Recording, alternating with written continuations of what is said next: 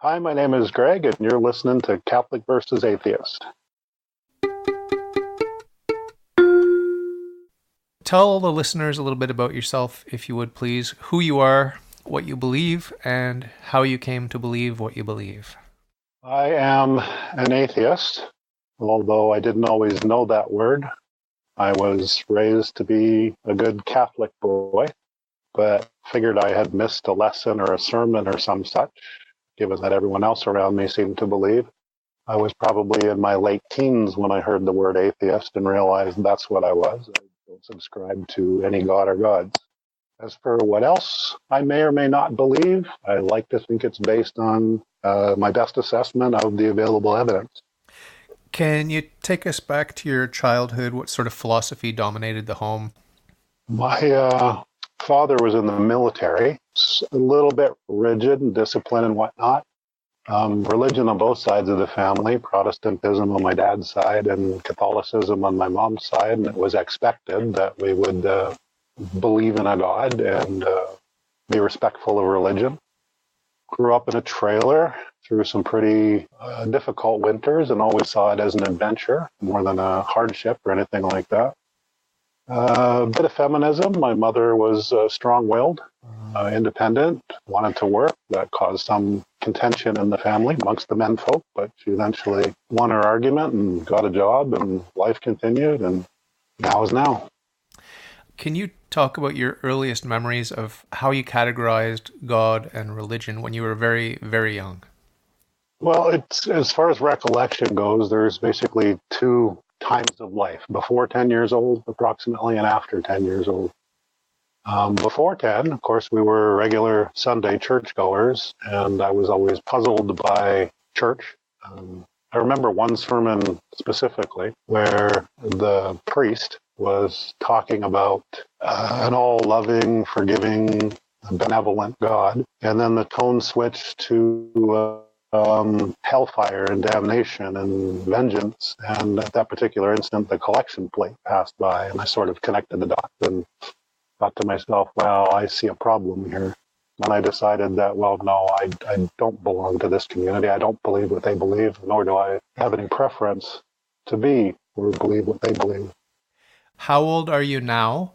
And how have you evolved between your teenage years and now? Just talk about that evolution, if you would, please.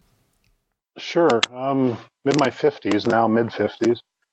In my late teens or thereabouts, I came across the word atheist and identified as such, understanding the meaning of the word, and went from there about exploring on a somewhat casual and on-again, off-again basis what other religions had to say about gods and faith and all that, to see if maybe there was some other strain that I could identify with.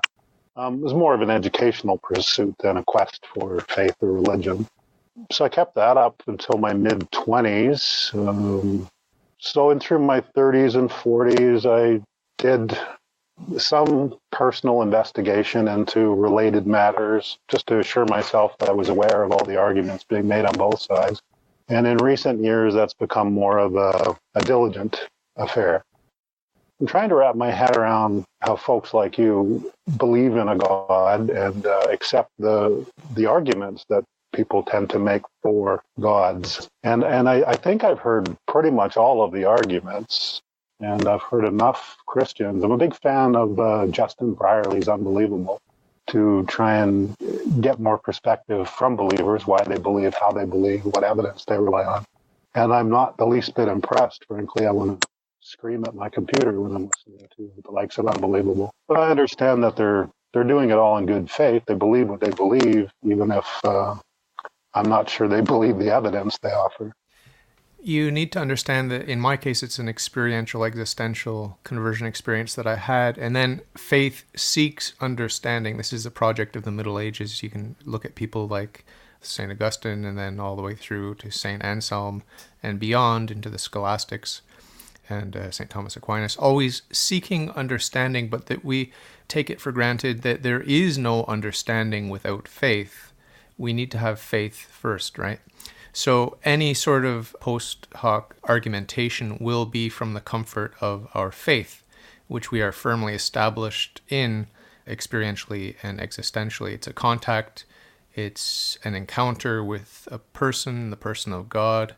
Most atheists, and I'm saying this as an ex-atheist, as a former atheist, I can say with confidence that most atheists are mediocre atheists. They're not digging in to examine their atheism. As soon as you start trying to be a faithful and devout and pious atheist, you will discover that there is absolutely no way for you to maintain things like free will, morality, reason, science, justice, anything that makes us human. You cannot cling to it because you've rejected God, you've rejected the supernatural, and of course, you've rejected, along with that, free will. So if you remain a mediocre, lukewarm atheist, you will not examine your most cherished assumptions of your religion of atheism.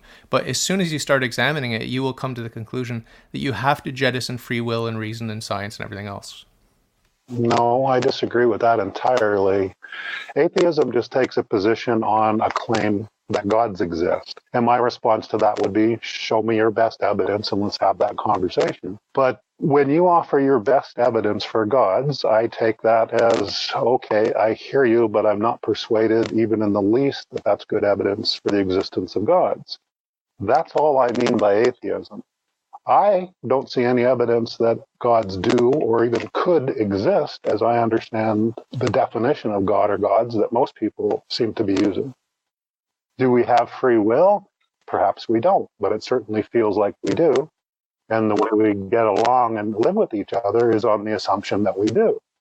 Is that deterministic entirely? I don't know. I like this idea of emergent properties, that collections of atoms and molecules result in cells that organize into organisms that have some degree, evidently, of free will, choice. You're probably at least familiar with quantum mechanics. Yeah, I studied physics at university. Oh, excellent. Then you're probably way ahead of me on the topic.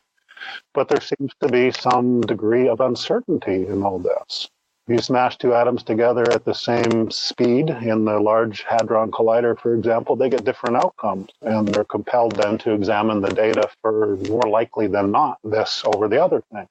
So I'm not entirely sure that there is a deterministic place where everything starts, such that you can follow the deterministic trail, is what I'm trying to say. It can change right from the get-go or anywhere along the way, as far as I can tell. There are two things I need to say about that. The first thing is that quantum physics is a science, and the results are predictable and reproducible and so on and so forth. The fact that it's a statistical science doesn't change the fact that it is 100% in conformity with the laws of nature. The other thing I wanted to say is that there is absolutely no correlation between this alleged randomness or indeterminacy, which I consider to be nothing but an admission of our ignorance. It's not, as some people think, evidence that there are uncaused natural causes. That is completely unscientific. It's completely unreasonable to posit an uncaused natural cause. It would completely undermine science and the principle of sufficient reason to suggest that. So what we have when we talk about randomness and indeterminacy is just a shrugging of the shoulders because we don't have access to reality. We only have a limited access. There are hard limits on what we can know. We can't predict your behavior, but that doesn't mean that your behavior is free. For example, every motion in your gray matter or in your spinal column or in your nervous system generally, the neurons that are firing, they are never, ever, ever breaking or violating the laws of physics or biochemistry or anything else. Everything is in perfect conformity. And this is why an atheist has to, if he's going to deny the supernatural, he has to admit that hard determinism is the case. Even though it's wonderful and delightful to look at the anomalies or the apparent paradoxical anomalies at the small scale or at the large scale. With relativity, there are also paradoxes at the large scale, right? But those paradoxes do not give us some sort of magical atheist fairy dust where we can sprinkle it and say, oh, well, there might be freedom in there somewhere. We know with certainty that if everything is natural, then there is no freedom, period. You need the supernatural. So I don't disagree with you very much on that, but you threw in there that an atheist has to conclude one thing or another, that it's a deterministic world. And it's like, no, an atheist doesn't. Again, an atheist is a position on whether gods exist or even can exist. But you object to that in the same way that I object to you using God as the uncaused cause. Aren't you just making stuff up? You're saying, look, I don't really know where all this came from, so I'm just going to imagine a God and call that uncaused cause. No. The difference between God and the natural world is that God is not spatio-temporal. You and I, and the stuff that we deal with in physics and in the natural sciences and just in our day-to-day lives, everything we encounter in the natural world that we can measure and touch is spatio-temporal. That's what nature is. Nature is matter energy distributed in ever-changing configurations throughout space-time.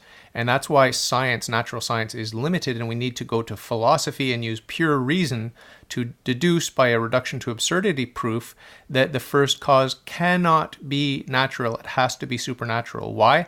Because if we assume that there is no first cause, or that that first cause exists but it's purely natural, then we have something that is absolutely untenable philosophically, namely infinite time behind us. We have to reject that. Therefore, we have ruled out that there is no first cause, and we have also ruled out that there is a first cause, but that first cause is natural, and that only leaves one option. That leaves the supernatural first cause, which is infinite in every perfection, because an effect cannot be greater than its cause. I don't accept any of that. You go straight to the supernatural, because the natural examination can only get us this far. We must go to the supernatural, or presuppose a supernatural, or presuppose a beginning that's not natural. And I don't see any reason to go there. Where you claim gods for leprechauns or Shiva, and then we could have the conversation about who's more likely to be right, me or you, about our presumption of the supernatural. Well, any candidate for God is easy to either confirm as the true God or to eliminate as a false God. We just need to ask a few questions about the infinite perfections, the attributes of this fairy or this flying spaghetti monster, or whatever you want to posit as a candidate for God. Is it changeable and made out of parts? Is it a configuration of matter, energy, and space-time? If so, it's not God. It's that easy. We are forced by reason to admit that there is a first cause and that the first cause is not natural. If you want to say otherwise, then what you're saying necessarily is there's infinite time behind us, but we know there cannot be infinite time behind us because you and I are here right now. And even if entropy and the laws of thermodynamics are not universally valid, even if they're not, we can still use set theory.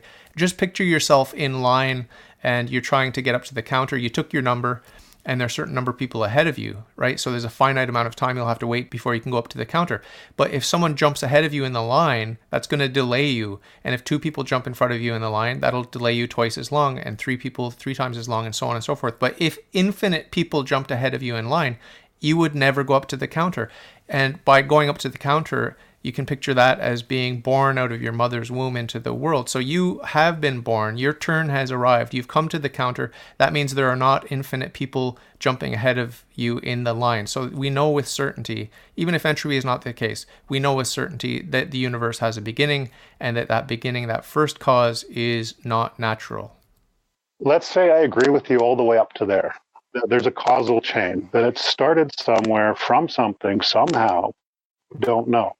I'm comfortable with that. We don't know. Maybe one day we will. What I'm not comfortable with is people who presume that gods do or must exist and had something to do with it. I'm asking you, why do you imagine that? I could insert leprechauns or Shiva, as I said earlier, and then we're back to disagreeing about the nature of this first cause. Leprechauns and Shivas are either spatiotemporal or not. Either they're composed of parts and subject to change or not. We could do the acid test on any candidate that you have for God. And I just want to address very briefly this idea of gods plural. There is only one God, and we know that with absolute rational certainty, because either the candidate you bring forward is identical in every attribute with God in every infinite perfection, or not. If he is identical, then they are not two but one. And if they differ in some way, then the candidate simply is not God. We're at something of an impasse where you're just telling me what is and what isn't, and I'm saying, why would I accept that as opposed to some other claim? Well, you would need to go back and think about the first cause. That I think is your best bet. Either that or meditate on your own existence, because it seems you take for granted this fact of existence and you think it's some sort of random emergent property that evolved from a dead universe. I would recommend you go and meditate on that and think about that, because the bald, bare fact of your existence, I think, is all the evidence you need for God. Either you're God or God is God. So spend some quiet time thinking about that. That's my recommendation. And you're supposing that I haven't meditated on my own existence and come to a considered conclusion. I believe that I have. So. I would recommend going deeper, because when you realize that existence simply is, that it doesn't have a beginning, life has no beginning. Your picture of the world is that life came about from non-life. So you haven't sufficiently meditated on life itself. Do you accept or not accept the claim that life is eternal? No, I wouldn't accept that at all. As far as I can tell, we're a collection of atoms that turn to molecules, turn to cells, turn to organisms that are very contemporary. It hasn't always been that way and probably won't always be that way. It'll be something else. The fact that you think that life came from non-life tells me you haven't gone deep enough.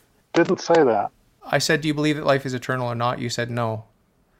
So you have not yet encountered that fact, that this life that you participate in is eternal. But what basis do you have for morality, given the fact there's no difference between the best case scenario and the worst case scenario for any human being ever?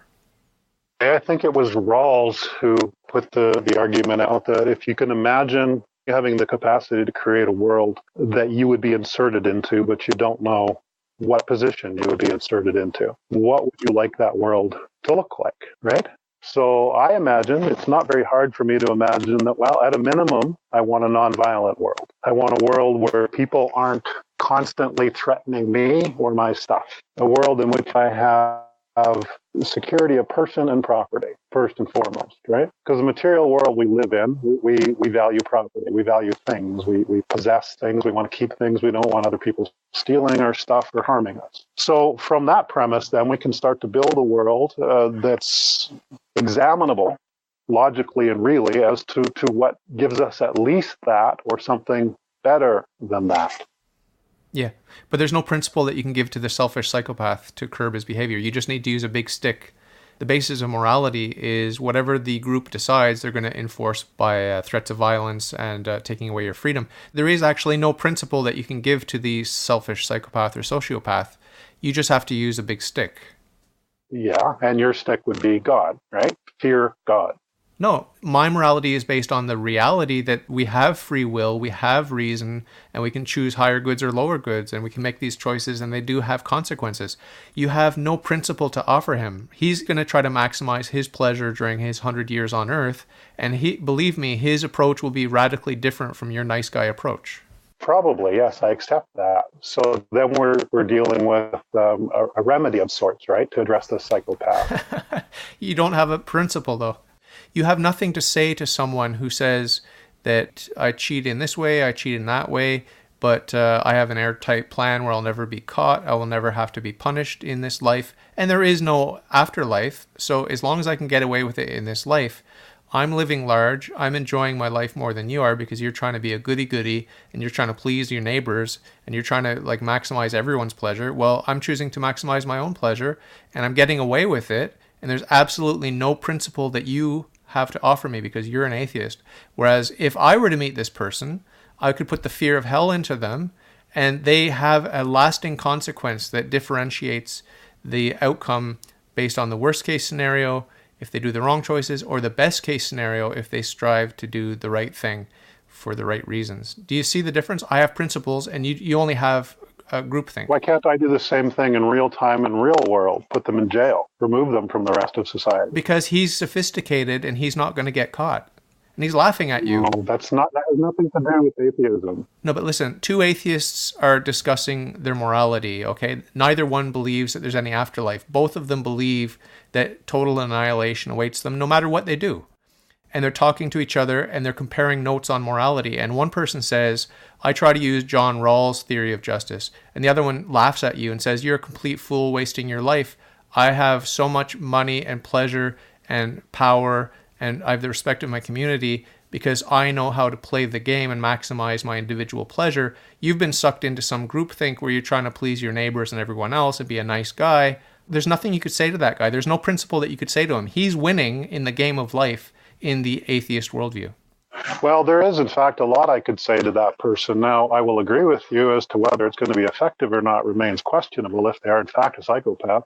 But I would argue that most of us are natural-born psychopaths, and we learn over time about what works and what doesn't work because we're social creatures who need each other. Babies, for example, learn what works to get their mother's attention or the resources they're looking for, be it food or a clean diaper or whatever. And we learn that all the way along. We learn with our interactions with other people that we can't be that purely selfish and expect to get along with other people. If we take from other people and harm other people, some of those back looking for us, for revenge, right? It's the way the old world was, the tribal old world. If you harm me or my family, then my village will come after your village and probably indiscriminately harm some member of your village, whether they were responsible or not. Therein lies chaos for everybody. So what we need people to understand is what results from this sort of psychopathic behavior as you're portraying it. Yeah, he can call me a fool, and we can argue all day long and all week long about who's right and who's wrong. But you asked me where my sense of morality comes from, and that's what I've given you. Now you're saying, but there are problems with that. Well, there's problems with every model of morality, as I understand, even yours. I would use jail or the threat of jail to deter a psychopath in the same way you would use, I presume, the threat of eternal damnation on the supposition of your God. What's the difference? Well, what's the difference between finite and infinite? You don't know? No, what's the difference between my remedy, my proposed remedy to a psychopath or psychopathic behavior, and yours? Your punishment is finite. My punishment is infinite. That's the difference. If you can't grasp the difference, I don't know what to tell you. It's a big difference. Well, let's say then and I'm not saying this, so don't misconstrue it that way, but let's take my proposition to the extreme and say the sentence is death. There, now it's infinite. But all of the psychopath's problems are over as soon as he's dead, according to you. All of our problems are over by eliminating the psychopath. Yeah, your problems are over and his problems are over. If you want to talk about the biggest stick, then there you go. My stick versus your stick. What's the difference? But there is no suffering. Once you're annihilated, there's no suffering. So there is no comparison between complete annihilation and hell. There's absolutely no comparison whatsoever. So now you're striking me as a bit cruel. You want to intimidate people into compliance by the supposition of a God. And all I want to do is try and solve the problem in a way that hopefully most or all people can agree to. And if the psychopath disagrees and says, you can't do this to me because my rights are just as valid as yours, it's like, yeah, it gets a little complicated there. We can't have this. Everyone else is at risk because of your behavior, and we need to stop your behavior. Yeah, I don't think we're going to see eye to eye on morality, but I do at the end of my interviews, I ask my guests to give a little closing thought, a little message of hope from your own perspective. What do you think you might be able to say to the listeners? Look, life is difficult. It's a struggle. There's lots of suffering. It seems to be unavoidable. Maybe try to be kind. Be kind to the extent you can, and if you're not getting that back in kind, then either remove yourself from the situation or deal with it as best you're able. But start with be kind. Let's not be unnecessarily brutish with each other. We have to figure out how to live together without devolving into chaos. And part of my concern about religion, among other ideologies, is it divides us into tribes of people who think this is right and that's wrong. I don't know that there is a right and a wrong. There certainly is different moralities coming from different cultures, different ideologies, including religious ones. So can we maybe put that aside and just try and live together more kindly as opposed to self-righteously or ideologically, I suppose?